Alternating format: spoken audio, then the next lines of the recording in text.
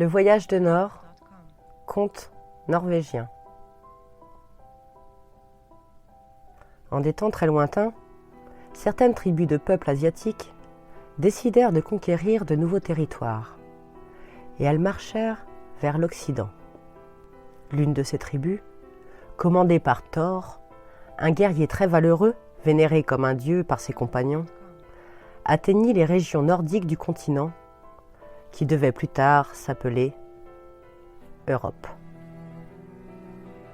Après un long voyage à travers les steppes, qui lui fit franchir des montagnes et traverser des fleuves, la tribu parvint au bord de la mer et erra à la recherche d'un territoire riche en forêts et en verts pâturages pour son bétail. Enfin, Thor trouva cette terre et décida d'y construire un village. Au nom de Sveg, le dieu des tempêtes, dit-il à son peuple, je prends possession de cette terre qui de ce jour s'appellera Svegja, la terre de Sveg. Avec le temps, ce nom se transforma en Suède. À l'époque de Thor, la Suède était couverte d'immenses forêts qui, durant le bref été, se paraient de couleurs les plus variées. À l'ouest, se dressait une chaîne de montagnes couronnées de glaciers. Le peuple de Thor ne regardait pas ces montagnes sans effroi, et cette barrière semblait infranchissable. Sans doute, au-delà de ces sommets, les dieux avaient-ils leur demeure. Plus loin encore, le monde finissait sûrement dans le néant et les ténèbres. Parfois, le valeureux Thor admirait les cimes des montagnes dorées par le soleil couchant, et il se demandait si les dieux vivaient vraiment dans le mystérieux pays qui devait s'étendre jusqu'aux confins du monde. Au fil des jours, sa curiosité se faisait de plus en plus vive. Et un matin, Thor fit appeler ses enfants. Il en avait 3. 2 garçons, Nor et Gor, forts et fougueux, et une fille, Goa, aussi belle qu'intrépide. « Mes enfants, leur dit-il, prenez de précieuses offrandes et allez les déposer au pied des montagnes en hommage aux dieux, et tâchez de découvrir quelque chose. » Les 3 jeunes gens acceptèrent cette mission avec enthousiasme et partirent le jour même. Nor apportait le feu en cadeau aux dieux, Gor de l'eau et Goa un élan blanc. Arrivés au bas des montagnes, Nor et Gor déposèrent leur offrande et décidèrent de poursuivre seuls. Leur sœur les attendrait là, et ils se retrouveraient le soir pour retourner ensemble au village. Goa resta, mais elle était trop énergique pour se résigner ainsi à attendre sans rien faire. Dès qu'elle vit ses frères disparaître, elle se mit à suivre dans la direction opposée un sentier très raide. Le doux élan blanc la suivit docile. Autour d'elle, la nature était une beauté à couper le souffle. À mesure que Goa grimpait, les prés, les arbres séculaires, les torrents bondissants devenaient plus magnifiques encore. Tout à coup, au milieu d'une clairière, Goa vit apparaître un homme de haute taille, aux cheveux bruns, à l'allure majestueuse. Étonnée, la jeune fille lui demanda « Qui es-tu » ?« Mon nom est Rolf. Je suis le seigneur de cette terre. Et toi ?»« Je suis Goa, fille de Thor, » dit la jeune fille, stupéfaite d'entendre l'homme s'exprimer dans sa propre langue. En effet, elle ignorait qu'une autre tribu asiatique était arrivée en ces lieux des siècles auparavant, après un long voyage aventureux, et qu'elle avait franchi les mystérieuses montagnes. Les 2 jeunes gens, sans parler, se regardaient. Et Rolf pensait qu'il n'avait jamais vu de jeune fille aussi belle et aussi altière que celle-ci. Goa, de son côté, sentait son cœur s'enflammer pour l'étranger. Enfin, Rolf lui dit « Viens avec moi, Goa. Je t'emmène. Il la hissa sur son cheval et la fit entrer au galop dans le royaume qui s'étendait au-delà des sommets. Au crépuscule, Nor et Gor, qui avaient longuement erré sans rencontrer personne, revinrent au lieu du rendez-vous et s'aperçurent que Goa avait disparu. Ils attendirent longtemps, espérant l'avoir débouché sur le sentier. Mais seul l'élan blanc que Goa avait emmené revint. Ils pensèrent alors qu'il était arrivé quelque chose de grave à leur sœur, et ils retournèrent au village pour en avertir leur père. Thor fut bouleversé par la nouvelle et ordonna aussitôt à ses fils de partir à la recherche de Goa avec une bonne escorte et des armes. Gor choisit la mer que les gens de Sveggja appelaient la mer des cygnes, tandis que Nor, accompagné d'un petit groupe de guerriers, se dirigea de nouveau vers les hautes montagnes. Nor avait très peur de pénétrer dans ces régions inconnues, mais le désir de revoir sa sœur était plus fort encore. Marchant nuit et jour, il atteignit les sommets enneigés. De là-haut, le regard portait loin. Nor et ses compagnons virent à leurs pieds un paysage merveilleux. Une suite de collines et de vertes prairies sillonnées par de claires rivières. À l'horizon, on entrevoyait la mer et la côte, entaillées de baies profondes. Des milliers d'oiseaux striaient le ciel bleu. Nor s'exclama. « C'est vraiment le pays des dieux ?» Et suivi de ces hommes, il descendit le sentier qui menait à ce paradis où il espérait trouver la trace de sa sœur. La terre merveilleuse était inhabitée, mais pullulait d'animaux, connus ou inconnus. Rennes, élans, buffles, ours bruns gigantesques. Les chasseurs ne manqueraient pas de gibier. La petite troupe poursuivit son chemin pendant 3 jours. Le 4e, à l'orée d'un bois, les hommes de Nor rencontrèrent une horde de loups, énormes et féroces. Les loups les attaquèrent. Une bataille furieuse s'engagea et le sang coula.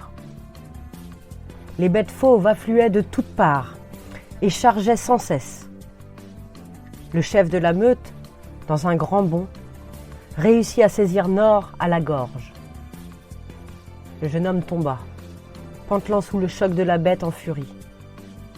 Il ne pouvait utiliser sa lance et son bouclier ne lui était d'aucun secours. Nor allait succomber lorsque le loup poussa un hurlement terrible. Et il lâcha prise. Une longue flèche acérée l'avait atteint au flanc, le tuant sur le coup. D'autres flèches tombèrent drues sur la bande, qui, effrayée, prit la fuite et disparut dans les bois. Meurtri, ensanglanté, mais hors de danger, Nor et ses compagnons regardèrent autour d'eux, cherchant des yeux leur sauveur. Ils virent une douzaine de guerriers, grands et forts, et à leur tête, un jeune homme à fière allure. Nor s'avança vers lui et tenta d'exprimer par des gestes sa reconnaissance. Le jeune homme sourit. « Parle donc dans ta langue, c'est aussi la mienne. » Étonné, Nor expliqua que sa sœur s'était perdue quelque temps auparavant dans les montagnes et qu'il la cherchait, escortée de ses compagnons.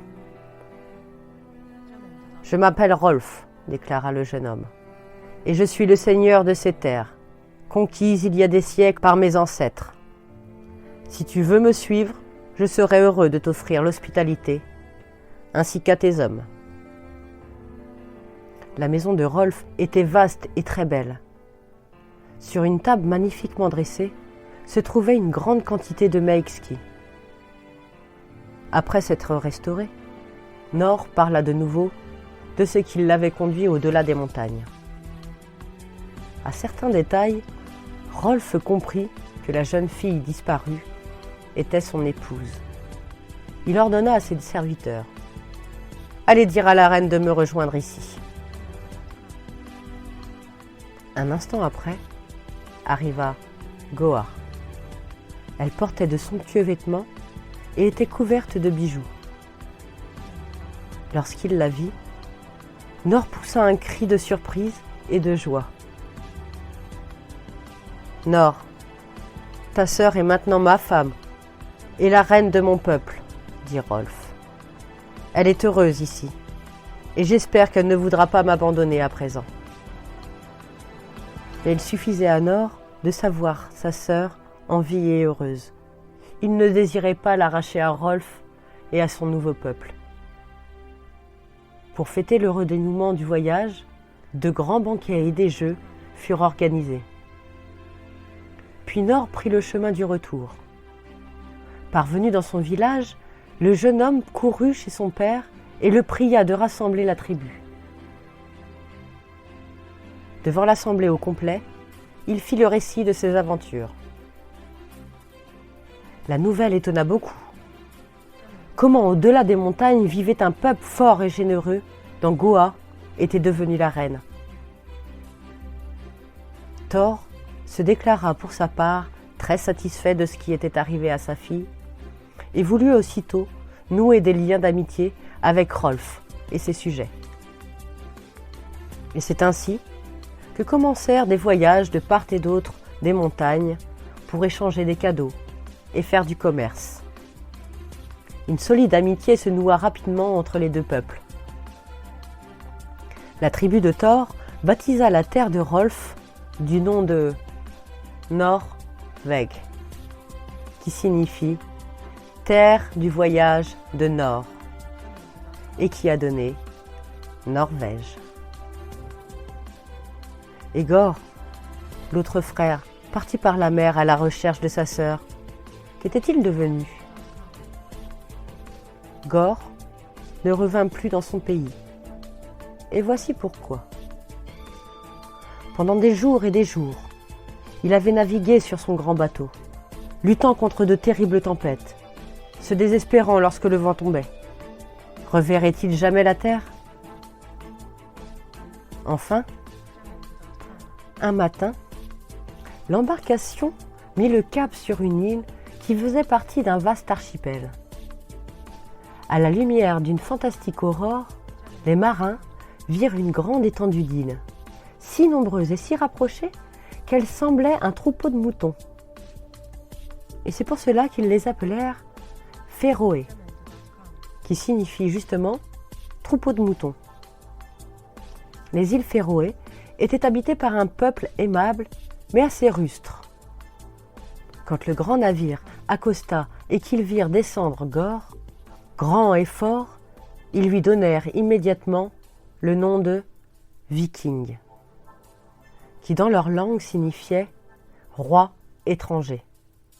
Subjugués par le charme du fils de Thor, ils lui offrirent de devenir leur chef. D'un peuple de bergers et de pêcheurs naquit ainsi, sous la conduite de Gor, cette souche extraordinaire de navigateurs que nous connaissons sous le nom de Vikings.